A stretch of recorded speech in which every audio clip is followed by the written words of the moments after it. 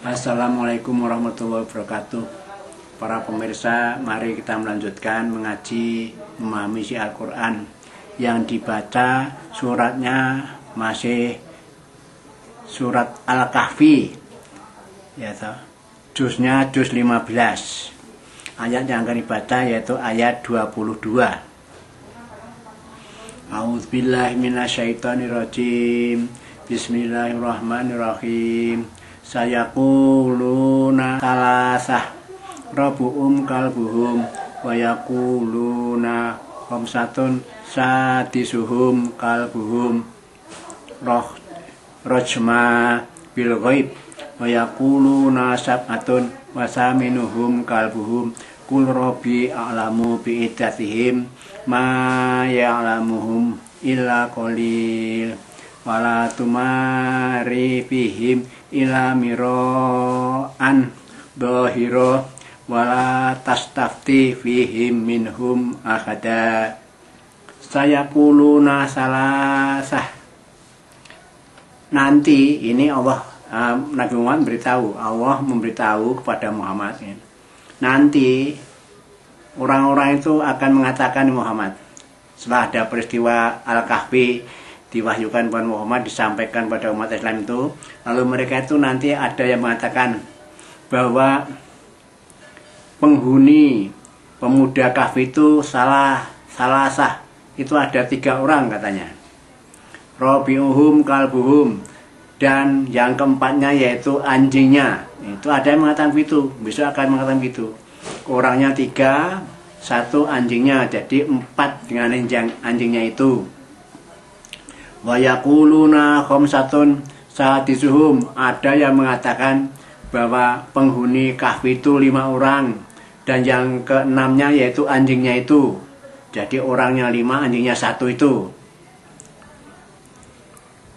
Rajma bil ghaib, itu hanya terkaan yang gaib. Jadi dia ngomong begitu itu hanya terkaan yang gaib. Peristiwanya itu sudah lama sekali, 309 tahun ya. Nah, ayat ini turun pada Muhammad, disampaikan kepada kaumnya menerkan perkara seperti itu. Ada yang mengatakan pemudanya itu 3, yang keempatnya anjing. Lalu ada yang mengatakan pemuda itu 5, yang ke-6-nya anjing. Nah begitu. Itu kan barang gaib semua itu, sudah lama itu. Wa yaquluna sab'atun wa saminuhum kalbuhum. Ada yang mengatakan pemuda itu jumlahnya 7, yang ke-8-nya adalah anjingnya. Nah gitu loh. Kul, lalu Allah mengetahui seperti itu, memerintahkan kepada Muhammad, katakan Muhammad, Kul Rabbi a'lamu bi'iddatihim, Allah lah yang paling mengetahui tentang jumlahnya pemuda dalam gua Kahfi itu. Ma ya'lamuhum illa qalil, kamu tidak mengetahui itu, kamu hanya sedikit pengetahuanmu, kamu bisa-bisa hanya menerka-nerka seperti itu ya. Fala tumari fihim ila miro'an dohiro, hendaklah kamu jangan berdebat tentang pemuda Kahfi itu ya, kecuali ya yang jelas gitu loh, perdebatan yang jelas, yang agak berdasar pada wahyu gitu loh, tidak hanya ngawur-ngawur sendiri gitu loh. Wala tastafti fihim minhum akada, dan kamu juga jangan ikuti fatwa orang-orang ahli kitab dari Nasara dan Yahudi. Kamu menanyakan tentang pemuda Kahfi, jangan itu, dan bertanya kepada mereka salah seorang pun. Mereka apalagi itu nggak tahu itu. Oh yang diberi wahyu itu Muhammad, ya toh ada Al-Quran ini, yang mesti tahu kan justru pengikutnya Muhammad, baru berdebat menerka mereka jumlahnya itu. Kalau kamu tanya orang Yahudi mesti nggak tahu, itu peristiwanya dulu. Jadi mereka nggak tahu, tahunya itu hanya karena telah diwahyukan kepada Muhammad, lalu umat Islam jadi tahu kan begitu. Wala taqulanna li syai'in inni fa'ilun dzalika ghadan. Allah berfirman, kamu jangan sekali-kali mengatakan kepada sesuatu, ini fa'ilun dzalika ghadan, sungguh aku akan melaksanakan itu besok pagi. Nah, jadi orang itu tidak boleh mengatakan sesuatu ya seolah-olah dia itu akan bisa melaksanakan itu. Besok pagi aku mau umpamanya pergi ke mana, ke daerah tertentu naik sepeda motor. Nah, ngomong begitu tidak boleh. Mestinya terus illa ayyashallah, harus diikuti dengan kalimat insyaallah jika Allah menghendaki, begitu loh. Jadi umat Islam diajari ini tidak boleh merasa sombong seolah-olah bisa mengatasi persoalan apapun, dikatakan dulu padahal belum dilakoni itu.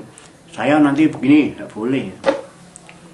Nah, kalau tingkat pemerintah ya tidak boleh umpamanya dengan pembuangan ini nanti tahun 15 manusia Indonesia umurnya bisa diperpanjang tambah 5 tahun. Nah, omong begitu tidak boleh itu. Itu urusan Allah masalah umur itu. Nah, gitu loh. Jadi pokoknya mengatakan sesuatu yang belum jelas itu tidak boleh, harus diikuti dengan kata-kata insya Allah, kalau Allah menghendaki, gitu loh. Wadkur rabbaka idza nasita, dan ingatlah kepada Tuhanmu pada Allah, zikirlah, ingat pada Allah jika kamu itu dalam keadaan lupa mengomongkan insya Allah tadi ya. Jadi kalau kamu mau mengatakan apapun, mau melakukan apapun, kok lupa tidak mengatakan insya Allah, lah kamu dituntun oleh Allah. Wakul asa ayah dia ni Robi. Nah, kita disuruh mengatakan semoga Allah memberi petunjuk aku. Nah, begitu loh. Tidak boleh itu ngomong semaunya akan bisa melakukan sesuatu, harus diikuti dengan insya Allah. Makul asa ayah diani Robi li akroba min hadza rasyada. Katakan Muhammad, ya semoga Allah memberi petunjuk kepadaku agar supaya aku lebih dekat kepada kebenaran terhadap masalah pemuda kahfi tadi. Ini persoalannya kaitannya dengan menebak-nebak jumlah orang tadi loh. Itu kaitannya begitu. Jadi mintanya itu ya bagaimana kalau Allah itu memberi petunjuk aku, sehingga aku kalau menerka jumlahnya itu nanti tepat karena ada petunjuk dari Allah. Nah, dasarnya harus pakai wahyu tadi gitu loh. Tidak boleh ngarang-ngarang sendiri, ada yang 3, ada yang 5, ada yang 7. Nah, itu kan ngarang semua itu. Ya paling tidak harus pakai insya Allah itu. Sekali lagi yang penting kita harus selalu mengucapkan insya Allah kalau menghadapi suatu perkara itu. Kalau Allah menghendaki, jangan digagahi sendiri seolah-olah bisa melaksanakan gitu. Kulillahu a'lamu lima labitu lahu ghaibus samawati wal ard. Katakan Muhammad bahwa Allah lah yang lebih tahu berapa lama mereka itu, pemuda-pemuda itu di gua itu. Sebab Allah itu mengetahui hal yang gaib, baik yang di langit dan di bumi. Itu kan di bumi itu. Allah tahu yang gaib dulu itu Allah tahu. Aksir bihi wasmi. Nah, penglihatan Allah itu maha tajam dan juga pendengarannya itu maha tajam ya. Menghadapi persoalan ini tahu semua Allah itu. Malahu min dunihi min waliyyin wala yusriku fi hukmihi ahada. Dan tidak ada bagi mereka itu apa selain dari Allah itu perlindungan. Jadi bagi manusia siapapun tidak ada yang bisa mendapat perlindungan kecuali dari Allah. Jadi yang bisa melindungi hanya Allah gitu loh. Wala yusriku fi hukmihi ahada, dan Allah itu tidak bersekutu dalam hal ketetapan mereka terhadap kepada siapapun. Jadi Allah tidak bersekutu dengan siapapun dalam memutuskan perkara. Di semua perkara itu semua urusan Allah sendiri, dirampung Allah sendiri, itu atas ketetapan Allah sendiri. Tidak bersekutu dengan yang lain, harus musyawarah dulu, tidak usah. Itu semua atas kebijaksanaan Allah sendiri. Watlu ma uhiya ilaika, bacakan Muhammad. Ma uhiya ilaika, apa yang telah diwahyukan kepadamu. Min kitab birobika, dari kitab-kitab Tuhanmu itu. Jadi Allah memerintahkan kepada Muhammad supaya membacakan ini isi kitab Al-Quran, termasuk yang berisi tentang cerita pemuda kahfi tadi. Disuruh menceritakan pada umatnya gitu. La mubadila li kalimatihi, dan tidak ada perubahan kalimat-kalimat Allah. Tidak ada yang bisa mengubah kalimatnya Allah itu. Al-Quran tidak ada yang bisa merubahnya. Walan tajida min dunihi multahada, dan tidak ada kamu mendapatkan pelindung selain dari Allah. Jadi yang bisa melindungi hanya Allah. Kalau kamu cari selain Allah, tidak akan kamu mendapatkan pelindungan. Sebab yang punya pelindungan hanya Allah gitu. Wasbir nafsaka maladina yat'u robbahum bil ghadati wal asyi. Hei Muhammad, sabarkanlah dirimu. Wasbir nafsaka, sabarkanlah dirimu itu beserta orang-orang yang menyembah Allah Tuhan mereka itu baik pagi maupun sore. Ya, jadi kamu bersabar bersama-sama pengikutmu yang selalu berdoa menyembah Allah pada pagi dan sore. Yuriduna wajahu wala ta'du ainaka anhum. Mereka yang menyembah Allah tiap pagi dan sore itu karena apa? Mereka itu berkehendak mendapatkan ridhonya Allah. Dia itu mengharap ridhonya Allah. Wala ta'du ainaka, dan kamu jangan memalingkan pandangan kedua matamu kepada mereka itu. Jadi kamu jangan memalingkan pandanganmu, ya, jangan memalingkan kedua pandangan matamu itu kepada kaum kamu yang setia, kamu yang selalu beribadah pada Allah pagi sore itu, jangan. Hanya sekedar turidu zinatal hayatid dunya, hanya sekedar kamu itu mencari kehidupan, ya, hiasan dunia, hanya kesenangan dunia. Masa kamu hanya urusan dunia, mau mengejar dunia kok memalingkan pandangannya pada hambamu, umatmu yang selalu ibadah pada Allah pagi dan sore? Tidak boleh itu Muhammad begitu. Wala tuti man aghfalna qalbahu an dzikrina, dan kamu jangan ikuti orang-orang yang telah aku lupakan mereka, hatinya itu dilupakan dari zikir padaku. Jadi kamu jangan ikut-ikut orang-orang yang jarang berzikir padaku. Ya. Kamu jangan ikuti jejak orang-orang yang hatinya itu jarang berzikir padaku. Wataba'a hawahu, padahal mereka itu tidak zikir kepadaku, tapi malah dia itu hanya mengikuti kehendak hawa nafsunya. Wakana amruhu furota. Sebab apa? Yang mereka lakukan urusannya itu sudah melampaui batas. Melampaui batas itu. Orang yang lupa pada Allah itu melampaui batas itu. Melampaui batas. Maka jangan diikuti gitu. Qulil haqqo min rabbikum, katakanlah bahwa kebenaran itu datangnya dari Tuhanmu, dari Allah. Faman syaa'a falyu'min wa man syaa'a falyakfur. Maka barang siapa yang menginginkan atau berkehendak beriman, ya berimanlah. Tapi barang siapa yang berkehendak kafir, ya berkafirlah. Nah, Allah itu demokratis, netral sekali terhadap hambanya. Silakan kamu kafir, silakan iman, silakan. Ya, ini Allah perintahnya. Jadi ada orang yang mau iman, ya silakan iman. Kamu mau kafir, ya silakan kafir. Nah, begitu. Tapi ingat, inna atatna lidzalimina naro. Sebenarnya kami menyediakan bagi orang-orang yang dolim, yang termasuk kafir-kafir itu, naro. Nah, sudah disediakan bagi mereka itu, yaitu api neraka, yaitu jahanam. Akata bihim suradikuha. Lah, meliputi mereka apa itu? Gejolak, ya, gejolak neraka jahanam itu. Ya, begitunya airnya apinya membulat-bulat besar sekali, itu menyalanya seperti itu. Itu meliputi orang-orang itu. Maksudnya ya membinasakan mereka itu, orang kafir itu. Wa in tastaghisu yugosu bimain kalmuhul yaswi. Kalau dia minta minum besok di neraka itu, minta minum, mereka dikasih minum, tapi minuman itu adalah seperti logam yang dibakar sampai mendidih itu loh. Bayangkan, minta minum, dikasih minuman dari cairan logam yang habis dibakar itu. Yaswi wujuh, sampai lalu menghanguskan wajahnya. Lalu minum melalui mulutnya, wajahnya terbakar semua. Itulah orang kafir di neraka jahanam seperti itu. Kalau yang tempat lain dulu dikatakan kalau kasih minum, ya dikasih yaitu minuman nanah darah yang jadi satu itu. Ya, ini ya sih kalau minum yang lain dikasih yaitu air mendidih dari barang logam yang dibakar itu. Bisa sarobu, alangkah jeleknya minuman mereka itu. Wasaat murtafaqo. Nah, itu tempat istirahat mereka itu seperti itu. Istirahat kok di tempat panas. Kalau minum haus dikasih minumnya ya cairan dari logam yang dihancurkan jadi air. Gimana itu? Kok enggak ngeri itu?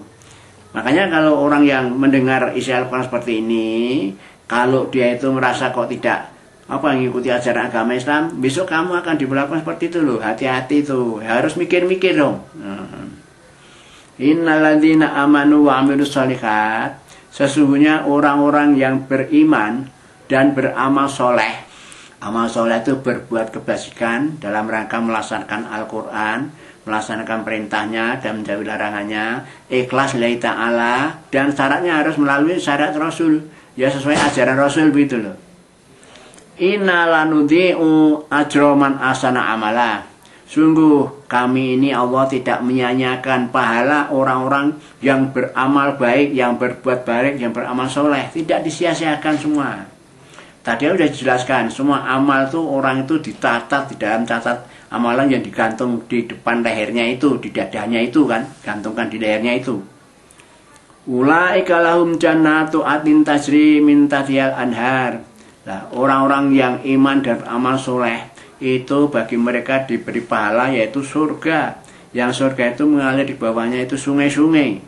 Nah, sungai di surga itu ada sungai air murni seperti aqua itu, ada air susu, ada air madu, bahkan ada air khamr. Oh, di sana begitu loh. Kalau di dunia orang Islam tidak boleh minum khamr, tapi di sana disediakan ya khamr istimewa begitu. Yuhallawna fiha. Lalu mereka itu kalau sudah di surga itu orang-orang yang itu dihiasi, dipakai perhiasan di sana itu. Min asawiro min dabin, yaitu dikasih gelang. Ya, orang di surga itu dikasih gelang oleh Allah, dipakai gelang-gelang, dihiasi dengan pakai gelang-gelang yang dibuat dari emas. Coba. Jadi kalau wanita-wanita muslim di dunia tidak pernah punya gelang emas, besok di akhirat disediakan loh, dikasih gelang emas itu.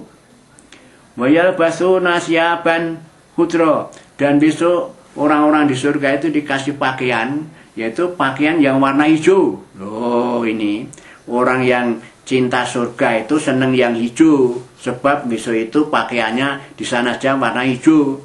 Nah, terbukti kalau kita lihat di negara-negara Islam itu pakai benderanya hijau, ya, ada Pakistan, ada Mesir, ada Saudi Arabia. Nah, kalau Indonesia ya partai-partai Islam itu benderanya hijau, ya ini maunya sama dengan ini loh. Besok di akhirat bajunya hijau, di dunia ya senang ya hijau-hijau, nah, begitu. Hijau royo-royo, begitu. Ya, begitu. Itu logikanya begitu. Supaya tahu. Nah, kalau yang tidak senang hijau ya terserah saja. Wong masalah pilih warna itu haknya orang kok. Tapi ini Allah mengatakan bahwa orang surga itu besok pakaian hijau. Min sundusin wastabrokin mutakiina biha alal araiki nibas sawabu wakasunat murtafaqo. Pakaian hijau yang dibuat dari sutra yang halus dan sutra yang kasar. Wah, didobeli itu ada sutra halus, sutra yang kasar, disediakan semua itu. Tapi banyak hijau. Lalu mutakiina fiha, dia pokoknya di sana itu duduk sambil bersandar ya di dipan-dipan itu. Dia itu bersandar di dipan-dipan itu sambil ya duduk-duduk bersama dengan yang lainnya sambil mengambil buah di atasnya begitu. Nikmat sawab, nah itulah sebaik-baik pahala besok di surga itu seperti itu. Wa kasunat murtafaqo, dan di surga itu ada tempat istirahat yang paling indah, yang paling bagus. Ya coba kan. Sambil laya-laya ya, duduk-duduk telentang gitu satu sama lain ya, berjejer-jejer, padahal di atasnya buah sudah berbuah semua, tinggal mengambil. Bayangkan itu seperti itu terus, tidak akan berhentinya. Itu orang di surga seperti itu. Bayangkan itu tanahnya subur ya toh, ya rumputnya hijau-hijau, ada sungainya ya toh, buahnya ya sudah itu banyak sekali, semua pakaian hijau, tampaknya hijau royo-royo di surga itu. Wajrib lahum masalah rajulaini ja'alna li ahadihima jannataini min anabin wa khafafnahuma binahlin wa ja'alna bainahuma zar'a. Nah, Allah akan membuatkan perumpamaan. Wadrib lahum, buatlah perumpamaan Muhammad kepada mereka itu, yaitu perumpamaan dua orang. Ya, masalah Rasulullah ini perumpamaan dua orang yang kami jadikan.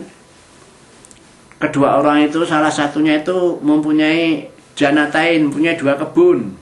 Ya. Kebun apa kok dua itu? Yaitu satu kebun anggur, wa khafafnaha, dan kami kelilingi kebun kurma. Loh, ada kebun anggur, kebun kurma gitu. Wa ja'alna bainahuma zar'a, dan di antara kebun anggur dan kurma itu kami adakan yaitu ladang yang untuk nanam palawija gitu loh. Bayangkan, kebun kurma dijajari kebun anggur, di tengah-tengahnya ditanduri ladang-ladang itu, ditanduri ya palawija. Ada kacang macam-macam itu. Tilkal janaitin, kedua kebun tadi atat ukulaha, ya, memberikan buah-buahnya, sudah berbuah itu. Walam tatlim min husai'a, dan buahnya serba memuaskan, tidak ada kekurangan sama sekali. Jadi bagus-bagus lah, hasilnya bagus-bagus, buahnya besar-besar, tidak dimakan tidak dimakani itu oleh ya semacam kutu-kutu itu yang putih-putih itu, tidak, semua bagus-bagus itu. Keadaan seperti itu. Wa fajarna khilalahuma naharo, lalu kami aliri itu, kami pancarkan di antara dua kebun tadi, yaitu sungai. Sungainya mengalir, airnya banyak untuk mengoncori kebun tadi. Wa kana lahu samarun, wah pokoknya keadaannya lalu bagi yang punya kebun itu dikasih buah yang banyak itu. Ya.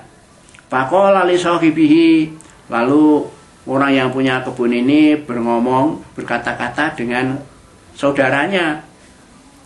Wa wa yukhawiruhu, dan mereka saling tanya-menanya, bercakap-cakap lah itu. Lalu yang punya kebun itu ngomong, agak sombong rupanya ini. Ana aksaru minka malan wa azu nafaro. Wah, aku ini kalau tak bandingkan dengan kamu kan hartanya banyak aku, dan kekuatanku, boloku banyak. Nah, itu kan menghina temannya itu. Masa ketemu temannya dia ngomongnya begitu. Kamu itu punya apa? Saya punya kebun dua, anggur dan kurma, sudah berbuah semua bagus-bagus, dan aku boloku banyak loh. Wow, jadi boloku banyak. Ngomong gitu, apa tidak melecehkan teman itu? Wa takhala janatahu wa wa dzalimun li nafsihi. Tapi ingat, orang yang merasa kaya punya kebun dua tadi yang sudah sempurna hasilnya, lalu meremehkan temannya itu, dia masuk wa takhala janatahu, masuk ke kebunnya itu. Wa huwa dzalimun li nafsihi, dia menganiaya dirinya sendiri. Apa omongannya? Coba lihat, omongannya kok menghinakan mendolimi diri sendiri banyak. Qala ma'adunnu antabita hadhihi abada. Wah, saya kira kebunku ini akan langgeng selamanya ini. Wah, selamanya akan tetap seperti bagus terus, pokoknya menyenangkan terus. Wah, ngomongnya begitu. Seolah-olah dijamin kebunnya akan langgeng, akan tetap terus seperti ini, tidak akan hancur, tidak akan habis, begitu. Dan dia ngomong juga, wa ma adzunnu sa'ata qaimatun, dan aku juga tidak menyangka, tidak yakin bahwa hari kiamat itu kan datang. Lah, kurang ajar ini. Kalau sudah begini kurang ajar ini. Karena kafir betul dia ini. Dan aku menyangka ya bahwa hari kiamat itu tidak akan datang. Woi. Wala in ruditu ila rabbi la ajidanna khairam minha munqalaba. Dan jika aku dikembalikan kepada Allah Tuhanku, sungguh aku akan mendapati keadaanku lebih baik daripada kedua kebunku ini. Wah, sombongnya bukan main ini. Aku tidak percaya bahwa hari kiamat akan datang, bahwa kalau dikembalikan pada Allah, aku keadaan lebih baik daripada kebunku dua ini yang sudah bagus seperti ini. Qala lahu sahibuhu wa wa yukhawiruhu. Lalu berkatalah saudaranya, atau temannya tadi yang satu yang dikata diremehkan bahwa dia itu hartanya lebih sedikit, ya toh, bolonya sedikit, yang banyaknya dia sendiri itu. Nah itu dia ngomong tuh, yang sebab diremehkan tadi ngomong. Wa wa yukhawiruhu, dan mereka itu ya boleh dikatakan berdiskusi lah, tanya jawab gitu satu sama lain. Lalu bertanya kepada yang punya kebun itu, akafarta biladzi khalaqaka min turab. Mengapa kok kamu kafir ingkar kepada yang menciptakan kamu diciptakan dari bumi. Tuma min fa, kemudian kamu diciptakan dari mani. Loh, kamu kok bisa mengatakan gitu gimana? Kok hari akhir tidak pernah datang, ya, tidak akan datang, ya. Bahwa kebunnya akan jaya selama-lamanya, tidak akan hancur. Kok ngomong begitu? Nah, gitu. Tsumma sawaka rajula. Nah, setelah kamu diciptakan, kamu itu hanya dari debu, dari lemah, dari tanah, lalu dari mani, ya. Terus kamu disempurnakan jadi seorang laki seperti itu. Nah, laki-laki seperti itu kok kamu sombongnya seperti itu? Lakinna huwallahu rabbi, akan tetapi bagi kita berdua, ya kan? Dia Allah itu ada Tuhan kita loh. Tuhan Allah itu Tuhan kita. La usriku birabbi, janganlah kamu mensekutukan Allah dengan suatu apapun. Nah, Allah itu ya satu Tuhan kita. Ngapa? Kamu jangan mensekutukan Allah dengan suatu apapun. Walau idzakolat jannaka kulta masya Allah. Nah mestinya kalau kamu masuk ke kebunmu tadi, kamu tuh ngomong tidak begitu loh. Ngomongnya kok, wah ini mesti akan kekal selamanya, hari kiamat tidak akan datang. Kok ngomong begitu? Jangan begitu. Misalnya kamu ngomong kulta masya Allah, ya masya Allah. Nah, merasa bersyukur pada Allah. Ini semua atas kehendak Allah ini. Jadi adanya kebun yang berhasil baik-baik itu atas kehendak Allah. Apa yang diri Allah seperti itu untuk kamu itu. Begitu. La quwata illa billah, dan tidak ada kekuatan kecuali dari Allah. Tidak ada tipu ya kekuatan, ya tidak ada kekuatan, daya dan kekuatan kecuali dari Allah. Namanya begitu. Kamu harus bersyukur begitu. Kok ngomongnya begitu tadi, gitu. Tidak akan hancur selamanya, bahkan hari kiamat akan datang. Kalau datang kepada Allah lebih baik daripada kebun ini, kan begitu sombong sekali kamu. Taroni ana akola mingka malam walada. Bahkan kamu melihat saya ini, lalu kamu anggap saya ini yang sedikit dari kamu, ya sih, hartaku dan anakku, boloku sedikit, banyak kamu kan, kamu ngatakan begitu. Aku kan serba sedikit, harta kami sedikit, bolo saya sedikit, kamu ngatakan begitu. Fa'asa robi ayyutiyani khairon min janatika.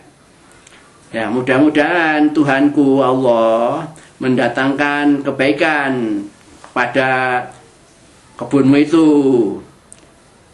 Ya, mudah-mudahan saja, mudah-mudahan mendoakan dia bagus juga itu. Fa'asa Rabbi, mudah-mudahan Tuhanku.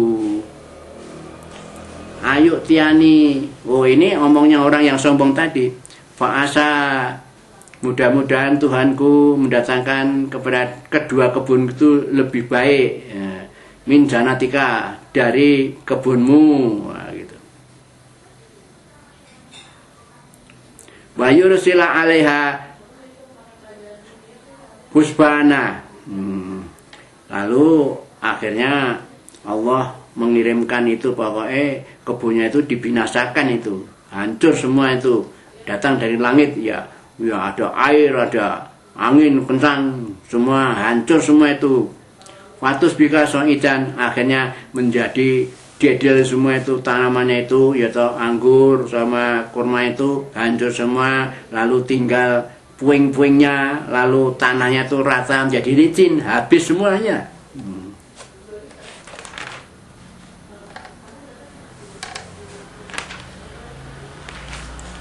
Au yusbika ma'uha ghoron palantas tati alahu tolabah. Atau air-airnya pun yang tadi mengalir secara gencar, secara banyak itu, airnya itu menjadi surut semua, hilang semuanya. Airnya tidak ada sama sekali, diresap oleh tanah itu. Falantas tati alahu tolabah, dan dia tidak bisa itu mengambil airnya itu kembali. Sudah, tanahnya sudah habis tanamannya, jadi licin semua, airnya ndak ada. Wah, begitulah itu.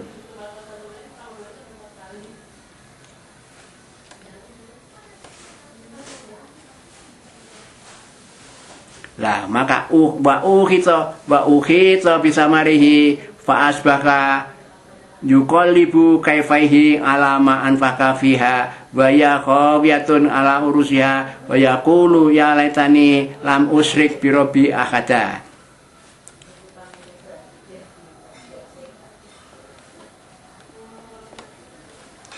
Kesimpulannya buah-buahnya itu hancur semualah begitu. Oleh Allah dibinasakan semua itu. Nah jadilah lalu akhirnya itu dia sambil bolak-balikkan tangan, merasa menyesal apa yang diinfakkan, apa yang dikeluarkan untuk pembiayaan kedua kebun itu nyatanya gagal semua, begitu aja. Terjadi lalu hancur roboh semua itu. Ya pohonnya jatuh semua, yaitu qawiyatun ala ursiha. Ya pohon-pohon anggurnya itu jatuh sama anjang-anjangnya itu jatuh semuanya itu. Udah hancur semua, ya tidak ada bekasnya itu. Wa yaqulu ya laitani, lalu dia mengatakan, ya seandainya aku tidak mensekutukan Allah Tuhanku yang satu.